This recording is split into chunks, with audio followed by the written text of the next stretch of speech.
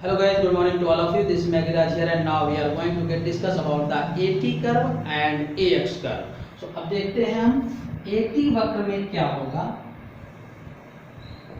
AT वक्र, तो AT वक्र का प्रवणता किसी भी भौतिक राशि को व्यक्त नहीं करती, तो इसका क्षेत्रफल केवल व्यक्त करेगा। देखिएगा AT है, अगर हम इसका एरिया निकाल दें तो ये x एक्सिस और y एक्सिस का गुणा होता है और ये होता है v final v initial plus a into t, तो vf minus vi equal to AT। तो देखिएगा AT किसके इक्वल आ जाएगा, ये एरिया vf माइनस vi, और अगर मूल बिंदु से चल रहा है तो vi का मान 0 होगा।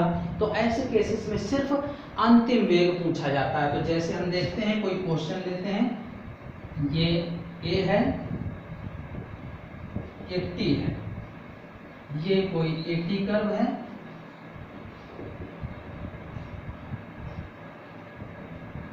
ये ठीक है ना। अब इसमें पूछ रहा है A B C, बिंदु C पर अंतिम वेग क्या होगा। तो देखिएगा इसका एरिया क्या होगा, एरिया यानी क्षेत्रफल जो है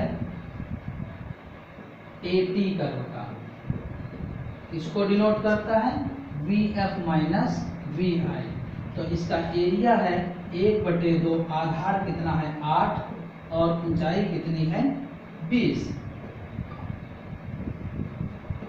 80 आ जाएगा। तो देखिएगा 80 इक्वल टू VF माइनस 0, तो VF इक्वल टू आ जाएगा 80 मीटर प्रति सेकंड। क्लियर, ध्यान रखिएगा ये त्रिभुज है और इस त्रिभुज का हमने क्षेत्रफल मैंने पूरा निकाल दिया। आप आधा आधा करके भी निकाल सकते हैं, A1 A2 टोटल कर दीजिएगा, जितना आ जाए वो टोटल एरिया AT आएगा। और वो एरिया किसके इक्वल होता है, VF माइनस VI, और वस्तु मूल बिंदु से चल रही है तो इसका मतलब प्रारंभिक वेग 0 है, तो VF होगा और ये क्षेत्रफल VF माइनस 0 यानी VF का मान 80 मीटर प्रति सेकंड आ जाएगा। इसी तरीके से अब हम डिस्कस करते हैं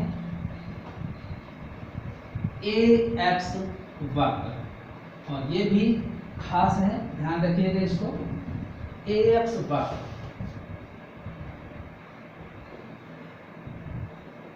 इसमें भी इसकी प्रवणता किसी भी भौतिक राशि को व्यक्त नहीं करती, लेकिन इसका क्षेत्रफल जो होता है वो व्यक्त करता है। जैसे ये AX वक्र है, तो इसका एरिया अगर हम देखें क्षेत्रफल, तो ये आ जाएगा A इंटू एक्स।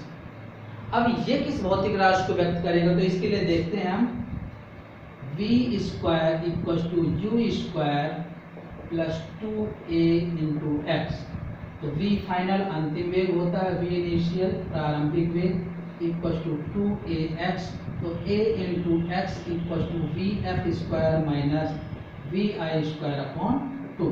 और अगर मूल बिंदु से चल रहा है तो प्रारंभिक वेग यहाँ भी 0 होगा, तो ये एरिया आ जाएगा।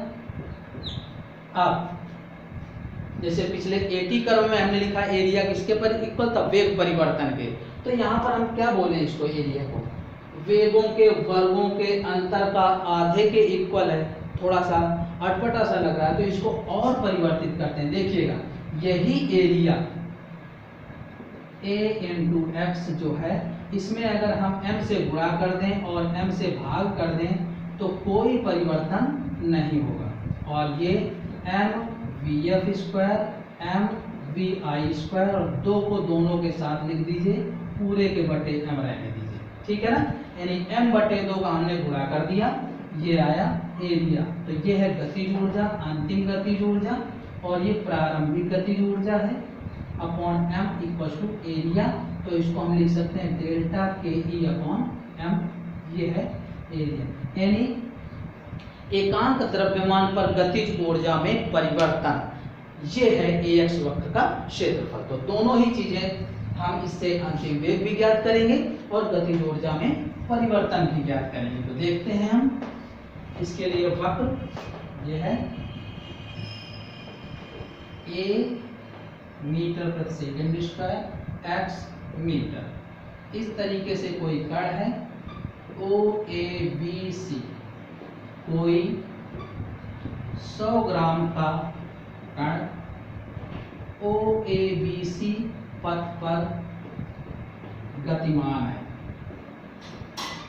तो जब इस पथ पर गतिमान होगा तो ज्ञात कीजिए, क्या ज्ञात करेंगे, vc, सी बिंदु पर वेग क्या होगा और गतिज ऊर्जा में परिवर्तन क्या होगा। ठीक है, तो इसके लिए अब हम इसका पहले क्षेत्रफल निकालेंगे। तो इसका एरिया देखिए, मान लेते हैं कि ये 10 है, 2 4 6 8, तो इसका एरिया ये हो जाएगा A1 A2 A3।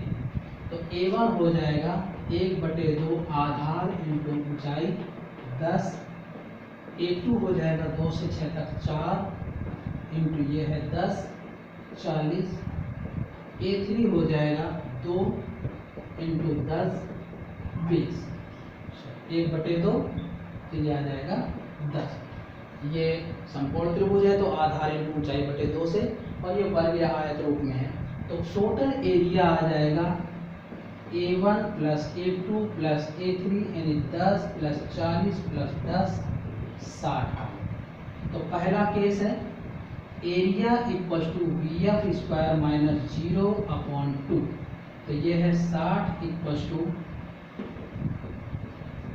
VF square by 2, तो VF स्क्वायर इक्वल टू 120, तो VF की वैल्यू आ जाएगी √120 मीटर पर सेकंड। ठीक है, और हम दूसरा क्षेत्रफल एरिया का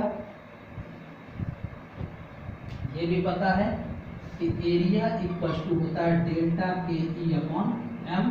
तो एरिया तो यही है 60, डेल्टा KE कितना होगा, क्योंकि M की वैल्यू जो है वो 100 ग्राम है, द्रव्यमान यानी 0.1 kg, 0.1, तो डेल्टा KE आ जाएगा 60 इंटू 0.1 6, और ऊर्जा का यूनिट होता है जूल।